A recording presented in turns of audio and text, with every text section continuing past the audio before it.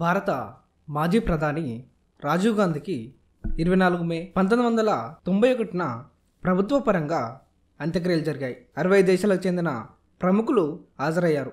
అసలు రాజీవ్ గాంధీ యాత్రకు కారకులెవరు? తమిళనాడు గవర్నర్ భీష్మనారాయణ సింగ్ అధికారిక ప్రోటోకాల్ను ఉల్లంఘించి రాష్ట్రాన్ని సందర్శిస్తే రాజీవ్ గాంధీకి ప్రాణహాని ఉందని 2 సార్లు హెచ్చరించిన రాజీవ్ గాంధీ తమిళనాడుకు ఎందుకు వెళ్ళాడు? రాజీవ్ గాంధీ మళ్ళీ అధికారంలోకి వస్తే ఐపీకేఎఫ్ మళ్ళీ ప్రారంభించబడుతుందన్న భయంతో ఎల్టీటీకి సంబంధించిన నేతలు రాజీవ్ గాంధీని అంతమొందించారు. ఐపీకేఎఫ్ అంటే ఏమిటి?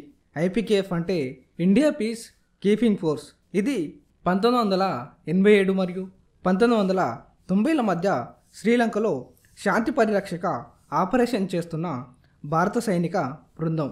ఇది శ్రీలంక అంతర్యుద్ధాన్ని ముగించే లక్ష్యంతో 1987 ఇండో శ్రీలంక ఒప్పందం ప్రకారం ఏర్పడింది. ఎల్టీటీ అనేది లిబరేషన్ టైగర్స్ ఆఫ్ తమిళీలం మరియు శ్రీలంక మిలిటరీ వంటి తమిళ మిలిటెంటు గ్రూపులు.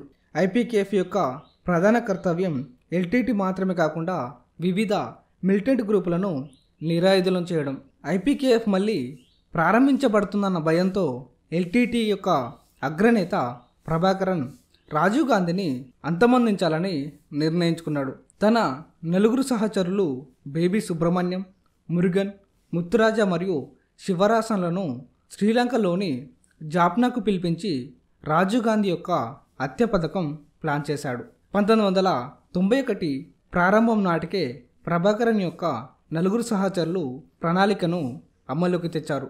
4 సహచరుల్లో 2 సహచరులు బేబీ సుబ్రహ్మణ్యం మరియు ముత్తురాజా జాఫ్నా నుండి మద్రాసుకు తిరిగి వచ్చారు. వీరిద్దరి ప్లాన్ ఏంటంటే చివరికి రాజీవ్ గాంధీని హత్య చేసే దళానికి ఆశ్రయం కల్పించే స్థానిక వ్యక్తులను గుర్తించడం మరియు నియమించుకోవడం. ఎల్టీటీ యొక్క సాహిత్యాన్ని ప్రచురించే ప్రింటింగ్ ప్రెస్ను మద్రాసులో నడుపుతున్న బేబీ సుబ్రహ్మణ్యం ఎల్టీటీ యొక్క ప్రముఖ సిద్ధాంతకర్త. హత్యకు ముందు మరియు హత్యకు తర్వాత హంతకుల కోసం ఆశ్రయం కల్పించే బ్యాకప్ బృందాన్ని చేయడం ఇతని పని. సరైన కమ్యూనికేషన్ సౌకర్యాలు, సందేశాల కోసం కొరియర్లు మరియు హంతకుల కోసం డబ్బు పంపిణీ సాఫీగా ఉండేలా మద్రాసులో స్థావరాన్ని సిద్ధం చేయడం ముత్తురాజా పని. ముత్తురాజా మరియు బేబీ సుబ్రహ్మణ్యం మొదటి లక్ష్యం శుభన్యూ స్థానంలో యువ డీకే కార్యకర్త భాగ్యనాథన్ రాజకీయ పత్రికను తీసుకురావడం. కానీ భాగ్యనాథన్కు ఆర్థిక వనరులు లేవు. భాగ్యనాథన్ కుటుంబం కూడా అప్పులోబులో కూరుకుపోయింది మరియు ఆసర కూడా అంతంత మాత్రంగానే ఉంది. అతను తన సోదరి నళిని సెక్రటరీగా పనిచేస్తున్న సంస్థకు స్టేషనరీ వస్తువులను సరఫరా చేయడం ద్వారా జీవనోపాధి పొందుతున్నాడు.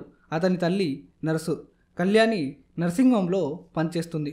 నర్సింగ్ హోం అధికారులు ఇచ్చిన క్వార్టర్ను ఖాళీ చేయాలని అతని తల్లిని కోరడంతో ఒక్కసారిగా భాగ్యనాథన్ కుటుంబం రోడ్డున పడింది. భాగ్యనాథన్ కుటుంబం మొత్తం నిరాశలో ఏమి చేయాలో తెలియక అయోమయంలో పడిపోయింది. డబ్బులు లేకపోవడంతో వారు మద్రాసులో నివసించడానికి ఒక స్థలాన్ని అద్దెకు కూడా తీసుకోలేకపోయారు. హత్య పథకం కోసం మొదటి నియామకం ఎల్టీటీ ఒడిలో పడింది.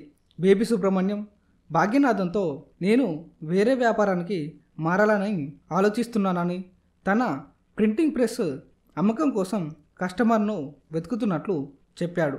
భాగ్యనాథన్ డబ్బును వాయిదాలలో చెల్లించి తన ప్రింటింగ్ ప్రెస్ను స్వాధీనం చేసుకోవచ్చని చెప్పాడు.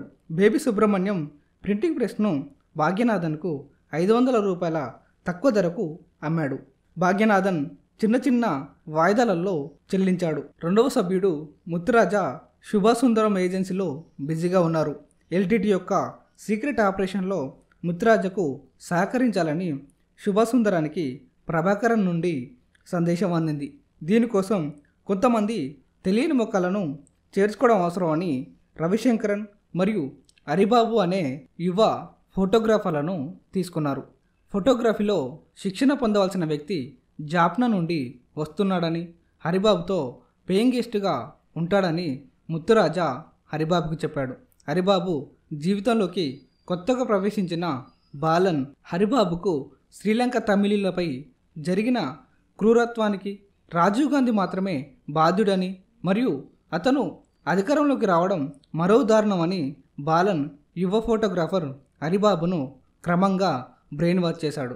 మూడవ సహచరుడు మురుగన్ మద్రాసులో తన ఇద్దరు సహచరులు బేబీ సుబ్రహ్మణ్యం, ముత్తురాజా ఏర్పాటు చేసిన ప్లాన్లోకి ప్రవేశించడానికి సిద్ధమవుతున్నాడు.